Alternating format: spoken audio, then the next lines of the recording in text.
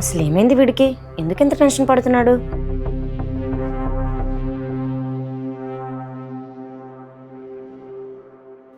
Hello సూర్య, రే కీర్తి నన్ను black చేసిందిరా. వేరే number నుంచి కాల్ చేసినా కాల్ లిఫ్ట్ చేయట్లేదు.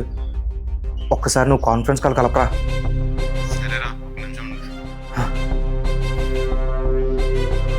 రే, తను నీతో మాట్లాడదంటరా. తను ఇంకా డిస్టర్బ్ చేద్దాం చెప్పను. సరేరా, ఉంటాను.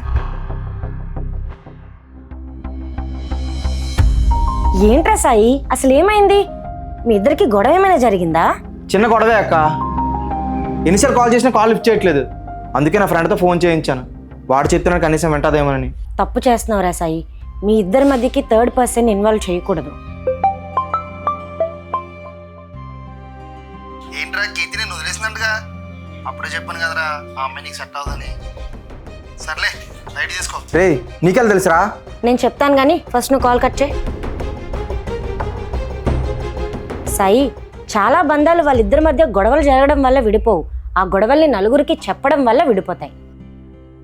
నువ్వు ఎప్పుడైతే మీ ఇద్దరి మధ్య థర్డ్ పర్సన్ ఇన్వాల్వ్ చేసావో తన నుంచే విషయాలు బయటకు వెళ్ళి ఉంటాయి. మరి నన్ను ఏం చేయమంటావు అక్క? తనతో మాట్లాడట్లేదు. తనకు కొంచెం టైం ఇవ్వు సాయి. కోపం తగ్గిన తర్వాత తనే మాట్లాడుతుందిలే. అంతేకాని మీ ఇద్దరి మధ్య ఉన్న సమస్యని మూడో వాళ్ళ చేతుల్లో పెట్టద్దు. ఏ రిలేషన్లోనైనా గొడవలు కామన్. అది మీరిద్దరూ కూర్చొని మాట్లాడుకోవాలి. ఒక మాట చెప్తాను, గుర్తుపెట్టుకోరా.